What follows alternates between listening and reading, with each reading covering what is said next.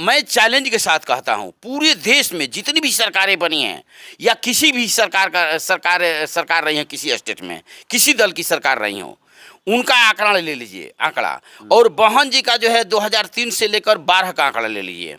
मैं चैलेंज के साथ कहता हूं कि उसका एक धूर भी नहीं पकड़ पाइएगा जो बहन जी ने विकास दे दिया है उत्तर प्रदेश की धरती पर। जिसका कोई दल नहीं, उसका कोई बल नहीं, उसकी समस्या का कोई हल नहीं, ये मेरा मानना है। और जो तांडव छोटे छोटे दल जो है बनाकर बीएसपी के मिशन और मूवमेंट को घायल करने का लोग प्रयास कर रहे हैं, तो बीएसपी को नहीं घायल कर रहे हैं, वो अपने समाज को घायल कर रहे हैं, अपने समाज को तोड़ रहे हैं।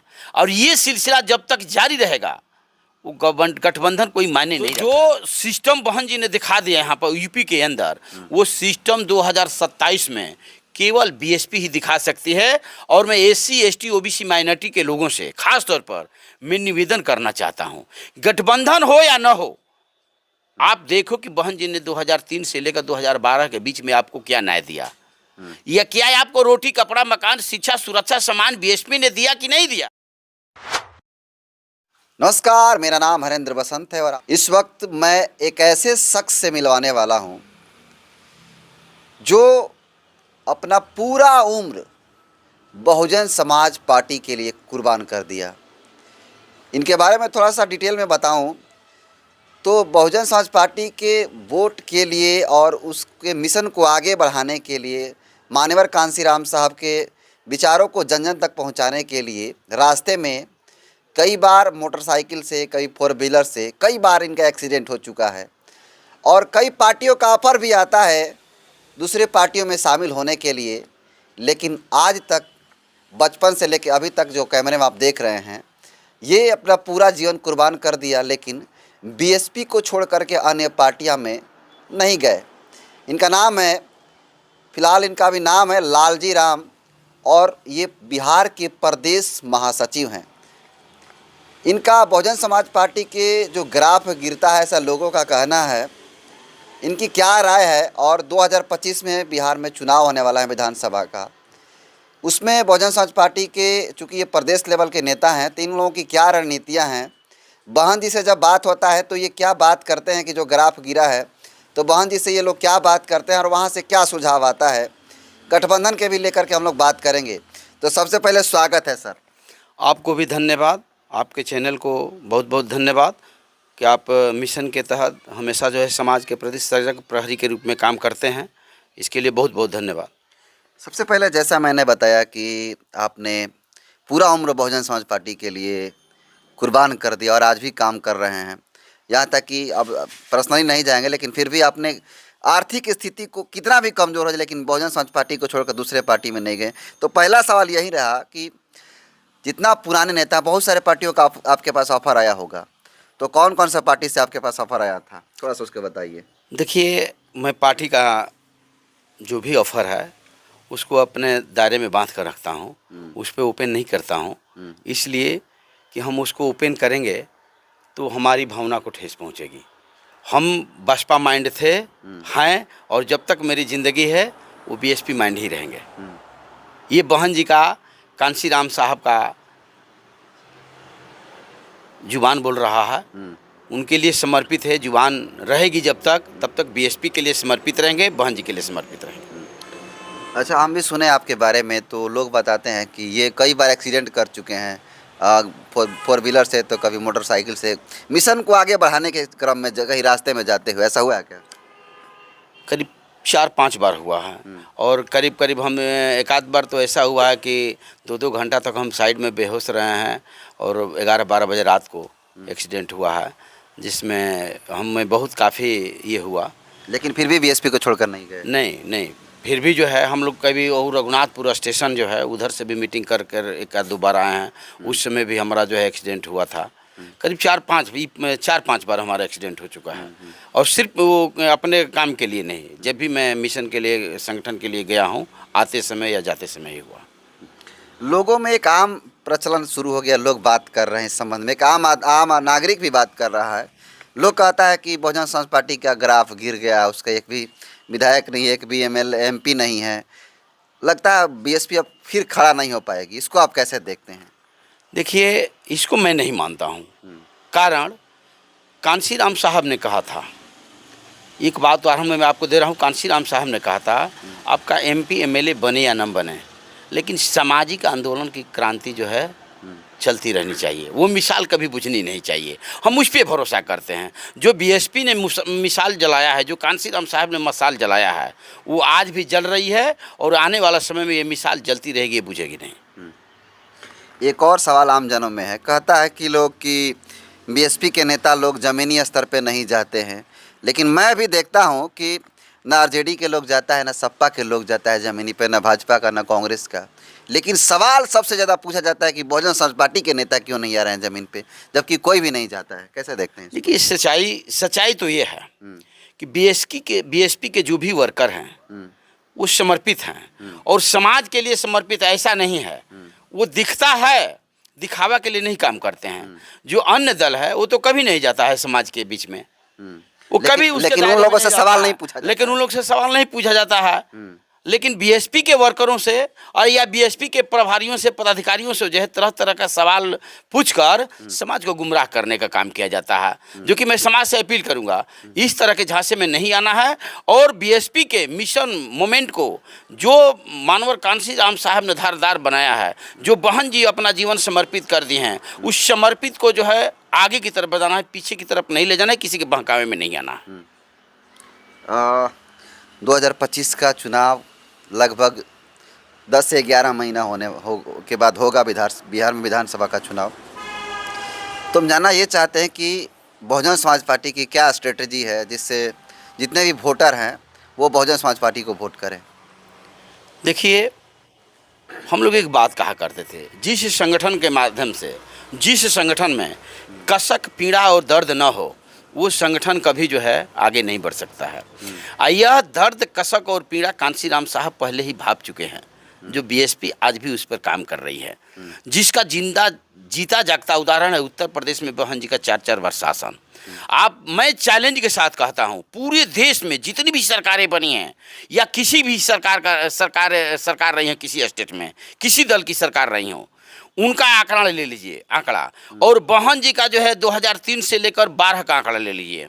मैं चैलेंज के साथ कहता हूं कि उसका एक धूर भी नहीं पकड़ पाइएगा। जो बहन जी ने विकास दे दिया है उत्तर प्रदेश की धरती पर, वो पूरे देश में अब तक जो है करीब 52 से चुनाव हो रहा है, अब तक जो है उसका आंकड़ा पार नहीं कर पाएगा, जो बहन जी ने जो इस 3 और 12 के बीच में जो बहन जी ने काम किया है। ये BSP के मोमेंट को ही धारदार नहीं बनाता है। BSP के आम जनों को, जो आम लोग हैं, जो चर्चा करते हैं, आप लंदन फेल हो जाएगा, यूपी में चले जाइएगा, नोएडा वगैरह चले जाइएगा तो लंदन फेल हो जाएगा। और जिस महापुरुषों ने इस दबती हुई आवाज़ को आगे लाने का प्रयास किया, जो व्यवस्था था, जो आप बैठ नहीं सकते थे, शोषित वंचित समाज कहीं अपने पैरों पर खड़ा होने की क्षमता नहीं रखता था, जो राजनीति का ABCD नहीं जानता था, वो मैं धन्यवाद करता हूँ महामानव कांशीराम साहब और बहन जी का, कि जिन्होंने बोलना सिखा दिया, चलना सिखा दिया और राजनीति करना सिखा दिया। मैं धन्यवाद करता हूँ। ये कहने वाले लोग जो है थक जाएंगे, लेकिन बहुजन समाज पार्टी के मिशन मोमेंट को कोई रोक नहीं सकता है। ये महापुरुषों का सिंचा हुआ कदम है और कांशीराम साहब का तराशा हुआ ये पत्थर है बहन जी, ये कभी मिट नहीं सकती हैं। 2025 में क्या बहुजन समाज पार्टी गठबंधन में चुनाव लड़ेगी या फिर अकेले ही लोकसभा के चुनाव की तरह? देखिए बहन जी, देखिए राजनीति में उतार चढ़ाव होता रहता है। अभी बहन जी हमारी राष्ट्रीय लीडर हैं। हमने कहा कि बहन जी जिंदा देवी हैं, और उस देवी को न पहचानना समाज हित में नहीं है। यदि पहचान ले कि हमारी जिंदा देवी कौन है, जो इधर उधर भटक कर जो है देवी माँ काका कहकर पूज रहे हैं, यदि अपनी राजनीतिक देवी को पहचान लें तो सारी व्यवस्था भारत के अंदर मिल जाएगी, जो उनको कभी जीवन में नहीं मिला है। और रही बात गठबंधन की, तो हमारी राष्ट्रीय लीडर हैं, हमारे राष्ट्रीय नेता हैं, उनका जो भी फरमान होगा, या आदरणीय इंजीनियर रामजी गौतम साहब हैं, कई स्टेटों के प्रभारी हैं, या अनिल सर हैं, या आपका जो है आदरणीय डॉक्टर लालजी मेधांकर है, आदरणीय सुरेश कुमार राव साहब हैं, ये या प्रदेश के अध्यक्ष हैं, इनके सानिध्य में बिहार चल रहा है। इनका जो भी सोच होगा, बहन जी का जो भी आदेश होगा, उसके अनुसार ही हम आगे की तरफ जो है रणनीति की बात कर सकते हैं।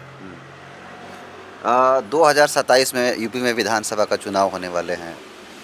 लोगों में एक आम बातचीत हो रही है कि बहन कुमारी मायावती जी और चंद्रशेखर आजाद रावण जो भीम आर्मी के चीफ हैं, जो नए नए सांसद बने हैं, इन दोनों का गठबंधन में अगर चुनाव लड़ते हैं लोग, तो इस बार जो है दलित का मुख्यमंत्री होगा उत्तर प्रदेश में। कैसे देखते हैं इसको? देखिए, जिसका कोई दल नहीं, उसका कोई बल नहीं, उसकी समस्या का कोई हल नहीं, ये मेरा मानना है। और जो तांडव छोटे छोटे दल जो है बनाकर बीएसपी के मिशन और मूवमेंट को घायल करने का लोग प्रयास कर रहे हैं, तो बीएसपी को नहीं घायल कर रहे हैं, वो अपने समाज को घायल कर रहे हैं, अपने समाज को तोड़ रहे हैं।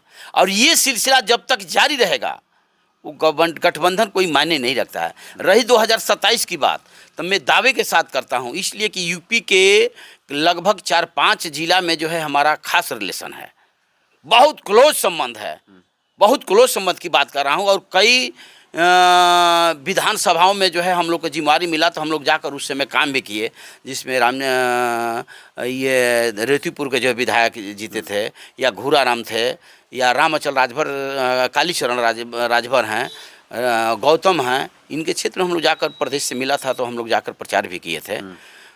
तो जो सिस्टम बहन जी ने दिखा दिया यहाँ पर यूपी के अंदर, वो सिस्टम 2027 में केवल बीएसपी ही दिखा सकती है। और मैं एससी एसटी ओबीसी माइनॉरिटी के लोगों से खास तौर पर मैं निवेदन करना चाहता हूँ, गठबंधन हो या न हो, आप देखो कि बहन जी ने 2003 से लेकर 2012 के बीच में आपको क्या न्याय दिया, या क्या आपको रोटी कपड़ा मकान शिक्षा सुरक्षा सामान बीएसपी ने दिया कि नहीं दिया।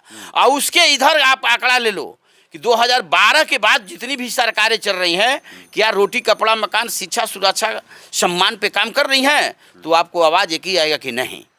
तो यदि पूरे देश की बात मैं कह रहा हूँ, यूपी में 27 की बात कर रहा हूँ, यदि इस देश को, यूपी के तमाम लोगों को यदि रोटी कपड़ा मकान शिक्षा सुरक्षा और सम्मान चाहिए और भागीदारी चाहिए, जितनी जिसकी संख्या भारी उतनी उसकी हिस्सेदारी चाहिए, तो एक बार जिस तरह आपने जो है बीएसपी के मूवमेंट को आगे बढ़ाने के लिए 2003 से 12 में आपने सत्ता उनके हाथों में सौंपी, और बहन जी ने उस सत्ता का जो है दुरुपयोग नहीं किया, उपयोग किया, आपके हित में काम किया।